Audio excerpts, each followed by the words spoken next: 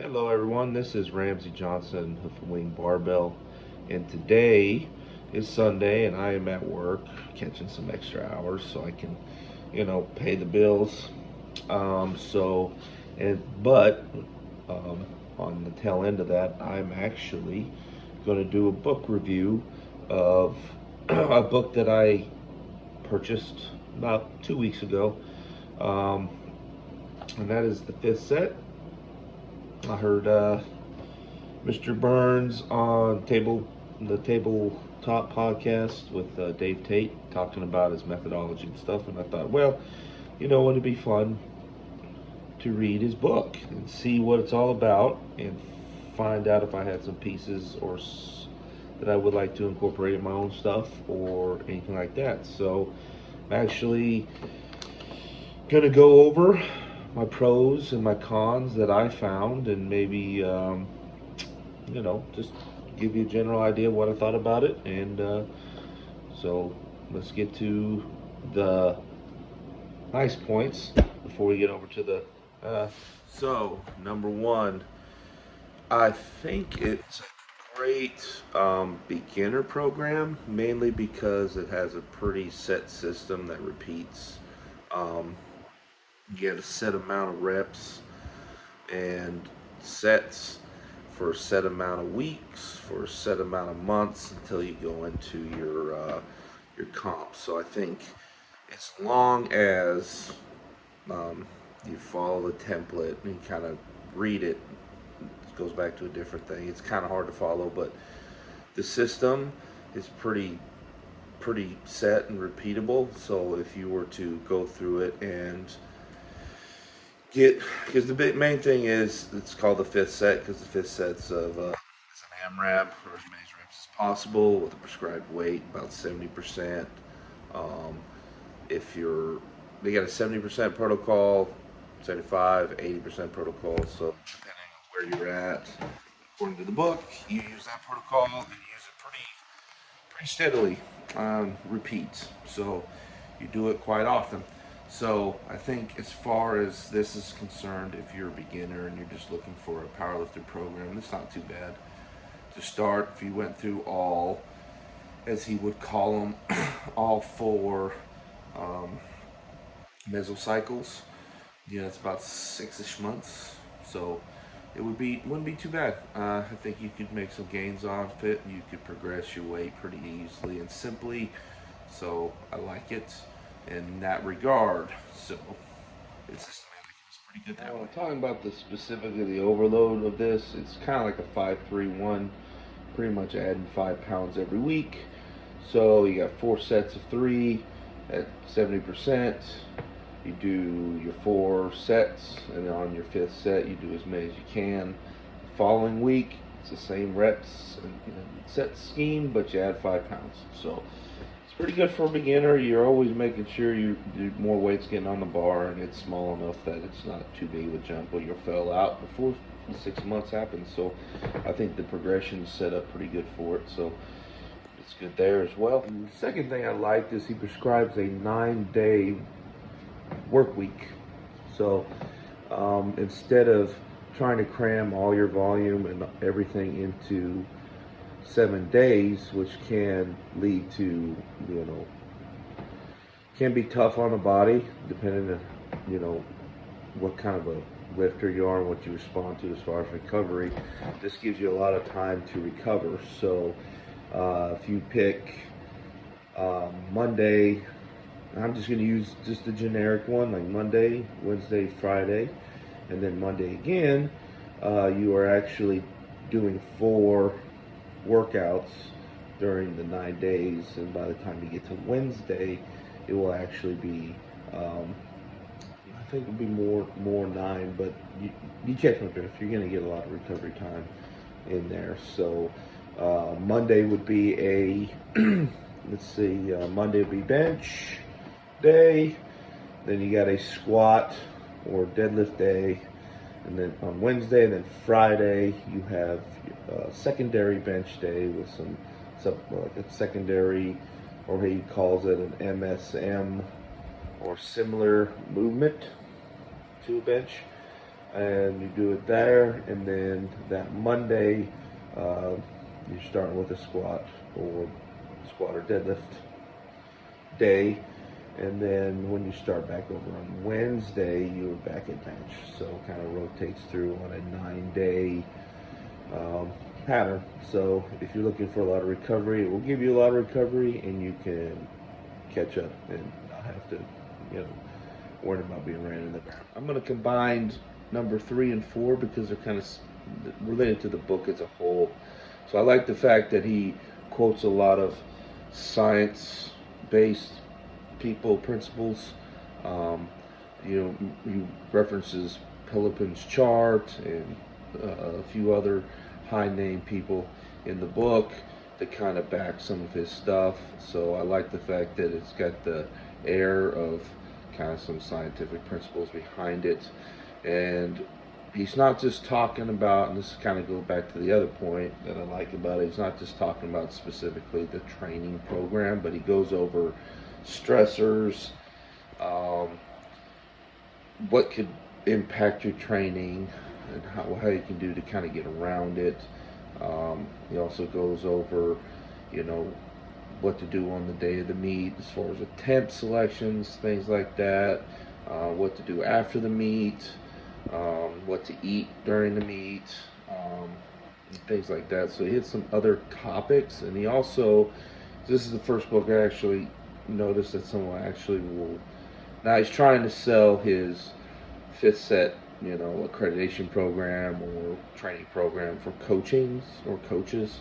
So it's kind of a manual for coaches. So he actually put some things in the back related to actually running a coaching business, which is, there again, I've never had that put in any other book, and there's some interesting things in there as far as like, interview questions, and also a welcome letter and what to put on there to tell, so that everybody's kind of on the same page. So it's kind of an interesting thing, and I like the fact that it was added in there.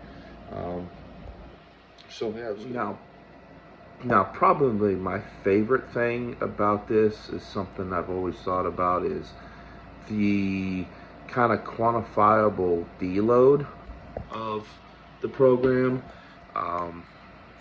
If you're pushing it hard enough and you're doing what you need to do, it actually prescribes a deload when you need one, and it uses kind of like actually uses something really, I would say quantifiable versus subjective, like, oh, I just feel ran down or anything like that. So it actually prescribes something like, so on your 5th set, as you're going through your microcycles, which is your weeks of training, and before you get into your mesocycle, which would be your block, if on your 5th set you do not get at least 3 reps with the prescribed weight that you have, then you are too fatigued and you have to do a deload protocol, which is,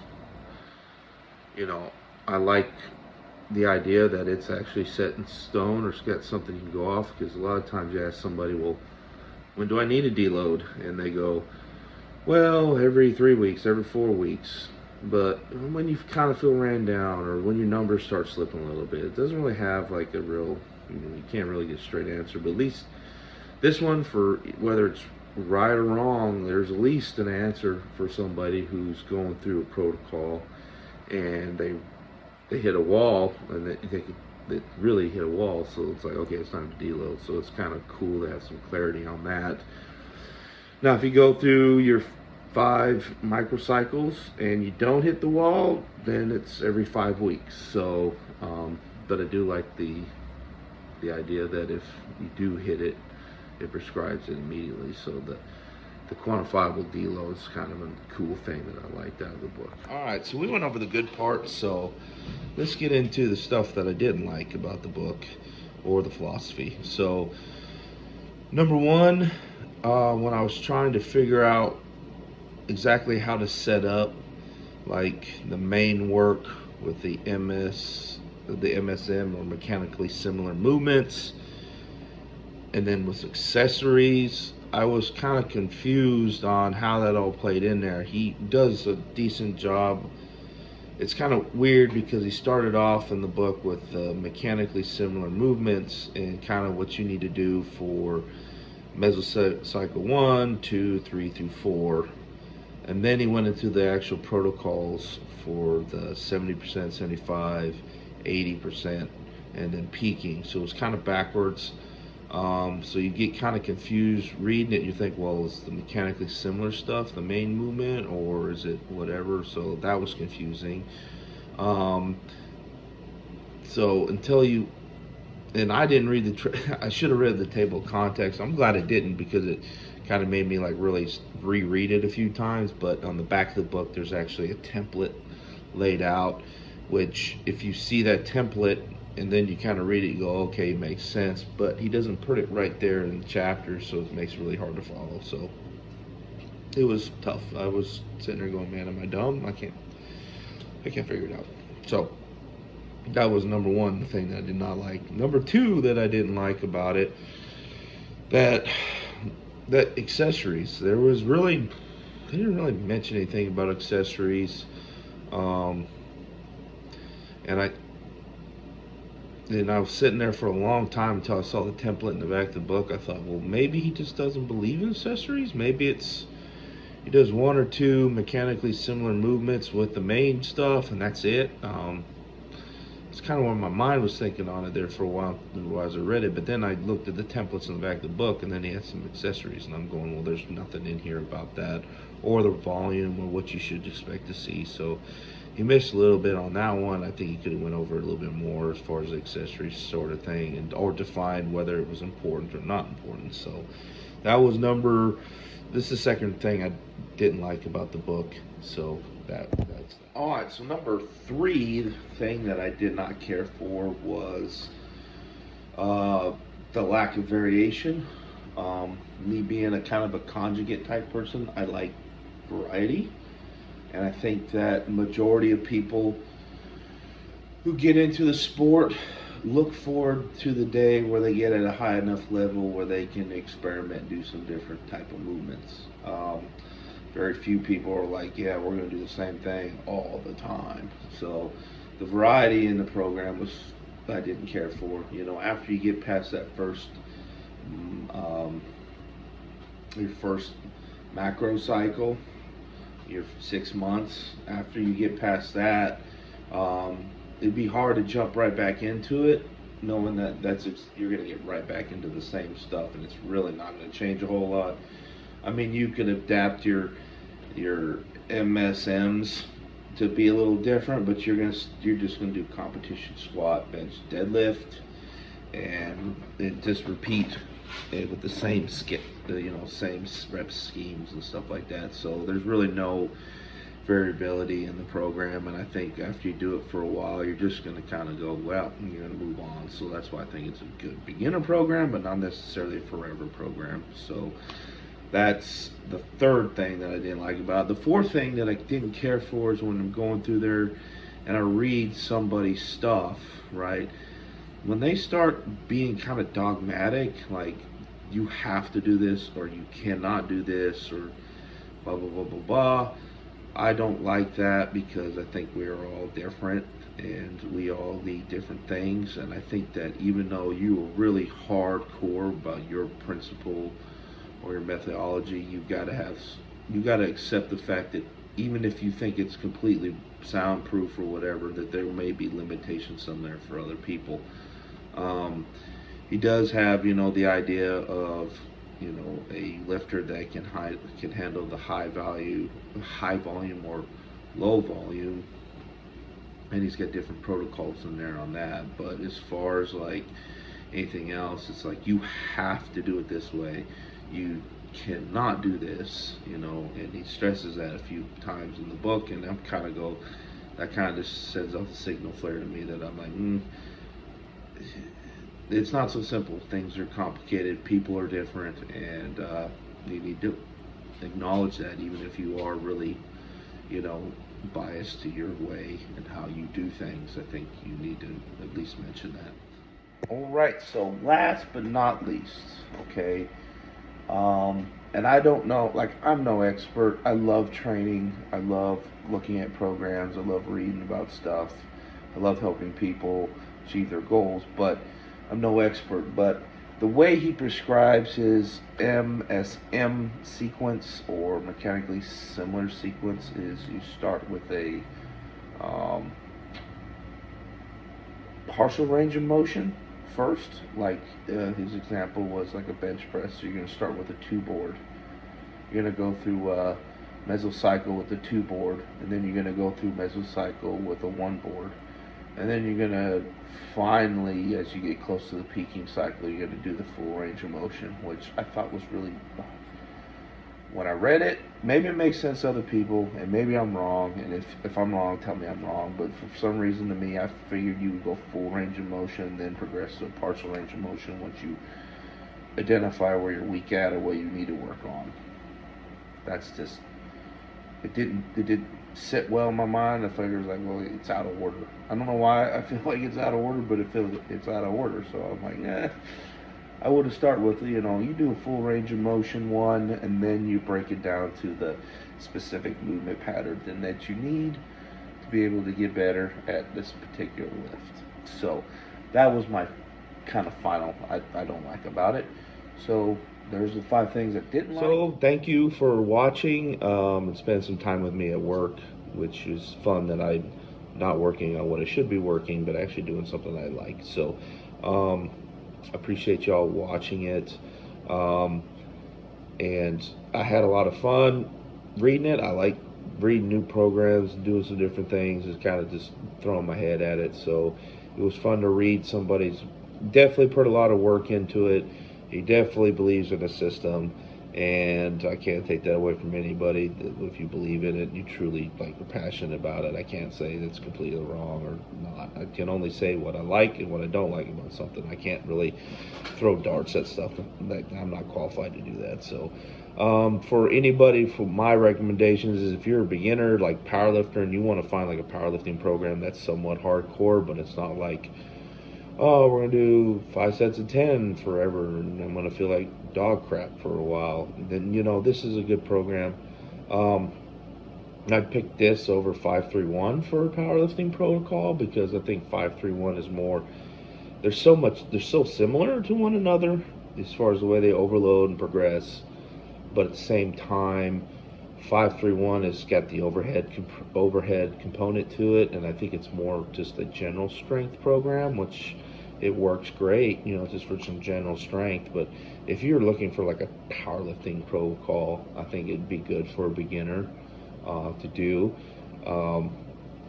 I watched some other critiques from other people, and a lot of people say, for beginners it's not good because I have enough volume. But I think if you're beginning and you want to get into it and you want to train, the last thing anybody wants to do is run your ass into the ground so you can't fucking move for 2 days. I don't think that's beneficial. I think it's good. The rep range is good for, you can concentrate on form and doing stuff like that, and it forces you to progress week over week. So I think it's good. It's a $40 book. I mean, and you can't even fill up your gas tank for $40. So it's it's good. I think it's a good price. I got not the hardcover, the paperback version, so I can have it in my hands. I can look at it. So I think it's a good overall buy. And I hope, again, everybody, thank you for watching. I appreciate it.